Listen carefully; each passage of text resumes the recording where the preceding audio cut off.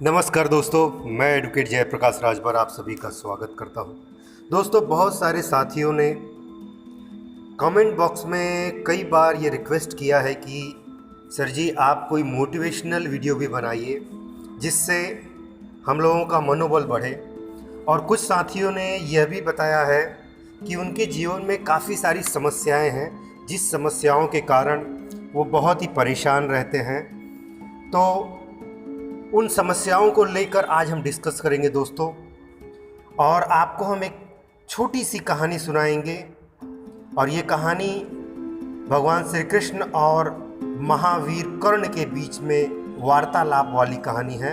तो हम आगे बढ़ते हैं दोस्तों और बताते हैं कि महाभारत में कर्ण ने एक बार श्री कृष्ण जी से पूछा कि बताइए श्री कृष्ण जी, मेरी माँ ने मुझे जन्मते ही त्याग दिया, क्या ये मेरा अपराध था कि मेरा जन्म एक अवैध बच्चे के रूप में हुआ?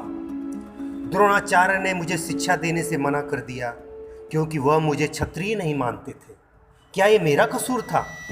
परशुराम जी ने मुझे शिक्षा दी, साथ में शाप भी दे दिया कि मैं अपनी विद्या भूल जाऊंगा क्योंकि वो मुझे क्षत्रिय समझते थे। भूलवश एक गौ मेरे तीर के रास्ते में आकर मर गई और मुझे गौवध का शाप मिला। द्रौपदी के स्वयंवर में मुझे अपमानित किया गया क्योंकि मुझे किसी राजघराने का कुलीन व्यक्ति नहीं समझा गया। जहां तक मेरी माता कुंती ने भी मुझे अपना पुत्र होने का सच अपने दूसरे पुत्रों की रक्षा के लिए स्वीकारा। मुझे जो भी मिला वह दुर्योधन की दया स्वरूप ही मिला है। तो क्या ये गलत है कि मैं दुर्योधन के प्रति अपनी वफादारी रखता हूं? यह कर्ण ने श्री कृष्ण से पूछा और बताया कि मेरे जीवन में इतनी परेशानी हुई और इसमें दुर्योधन ने मुझे मेरा साथ दिया, तो क्या मैं दुर्योधन से वफादारी रखता हूँ? तो क्या यह मेरा कसूर है? जिसके लिए श्री कृष्ण जी मंद मंद मुस्कुराते हुए बोले कि हे कर्ण, मेरी तरफ देखो, जरा मेरे जीवन को देखो। मेरा जन्म जेल में हुआ, मेरे पैदा होने से पहले मेरी मृत्यु मेरा इंतजार कर रही थी, यानी कि उनके मामा कंस उनको मारने का इंतजार कर रहे थे। जिस रात मेरा जन्म हुआ उस रात मुझे मेरे माता पिता से अलग होना पड़ा। श्री कृष्ण का जिस रात जन्म हुआ उसी रात उनको उनके माता पिता से अलग होना पड़ा। तुम्हारा जन्म, यानी कि कर्ण को बता रहे हैं कि तुम्हारा जन्म रथों की धमक, घोड़ों की हिनहिनाहट और तीर कमान के साए में गुजरा, जबकि मेरा बचपन गायों को चराने में, गोबर उठाने में और खेत खलिहान को सजाने संवारने और मेहनत करने में बीता। जब मैं चल भी नहीं पाता था तो मेरे ऊपर प्राण घातक हमले हुए। श्री कृष्ण जी कह रहे हैं कि जब मैं चल भी नहीं पाता था तो तरह तरह के असुरों द्वारा मेरे ऊपर प्राण घातक हमले होते थे। मेरे पास कोई सेना नहीं थी, कोई उचित शिक्षा का व्यवस्था नहीं था, कोई महल नहीं था। मेरे मामा ही मुझे अपना सबसे बड़ा शत्रु समझते थे। जब तुम सब अपनी वीरता के लिए अपने गुरु और समाज से प्रशंसा पाते थे, उस समय भी मेरे पास कोई बड़े गुरुकुल में शिक्षा नहीं थी। बड़े होने पर मुझे ऋषि सांदीपनी के आश्रम में जाने का अवसर मिला। तुम्हें अपनी पसंद की लड़की से विवाह करने का अवसर मिला, मुझे तो वो भी नहीं मिला जिसमें मेरी आत्मा बसती थी, उसे मुझे विरह करना पड़ा। मुझे बहुत से विवाह तो राजनीतिक कारणों से करने पड़े और उन स्त्रियों से करने पड़े जिन्हें मैंने राक्षसों से छुड़ाया था।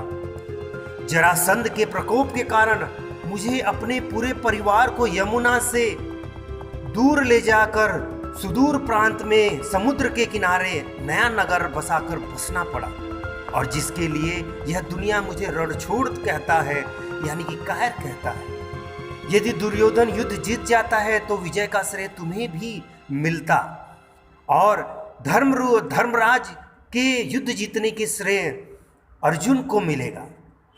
मुझे कौरवों ने अपना हार का उत्तरदायी समझ रहे हैं, और हे कर्ण, किसी का भी जीवन चुनौतियों से रहित नहीं है।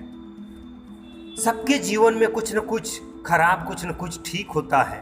कुछ कमियां अगर दुर्योधन में थी तो कुछ युधिष्ठिर में भी थी। सत्य क्या है और उचित क्या है, यह हम अपनी आत्मा की आवाज से स्वयं निर्धारित करते हैं। इस बात से कोई फर्क नहीं पड़ता कितनी बार आपके साथ अन्याय होता है, इस बात से कोई फर्क नहीं पड़ता कितनी बार हमारा अपमान होता है, इस बात से भी कोई फर्क नहीं पड़ता कि कितनी बार हमारे अधिकारों का हनन हो रहा है। फर्क सिर्फ इस बात से पड़ता है कि हम उन सब चीज़ों का सामना कैसे करते हैं। तो यहाँ पर श्री कृष्ण जी ने कर्ण से कहा कि अगर तुम्हारे जीवन में समस्याएं या कठिनताएं हैं तो मेरे जीवन में भी बहुत ही समस्याएं और कठिनताएं भरी पड़ी हैं। तो इसी प्रकार से हर मानव का जो इस धरती पर जन्म लिया है उसके जीवन में कुछ न कुछ समस्याएं और कठिनाई होती हैं, और सबसे बड़ी बात है कि उस चुनौतियों का, उस समस्याओं का वह सामना कैसे करता है। तो दोस्तों, मैं अपने सभी साथियों को यह बताना चाहूँगा कि जीवन में समस्याएं होती हैं, उसको झेलना सीखिए, उसका सामना करना सीखिए। हर व्यक्ति, चाहे वो अमीर हो या गरीब हो या पैसे वाला हो या कम पैसे वाला हो या पढ़ा लिखा हो या अनपढ़ हो या शहर में रहता हो या गांव में रहता हो, सबके जीवन में चुनौतियां और समस्याएं भरी पड़ी है। इसलिए उस चुनौतियों का सामना करके कि हर हाल में खुशीपूर्वक आनंदमय जीवन को जिए। धन्यवाद दोस्तों। यदि आप इसे फेसबुक पर सुन रहे हैं तो कृपया सब्सक्राइब करें और लाइक करें और ज़्यादा से ज़्यादा शेयर करें, व्हाट्सएप ग्रुपों में शेयर करें, और यदि आप इसे यूट्यूब पर सुन रहे हैं तो ज़्यादा से ज़्यादा शेयर करें, सब्सक्राइब करें और व्हाट्सएप ग्रुपों में शेयर करें और मेरी मेहनत को सफल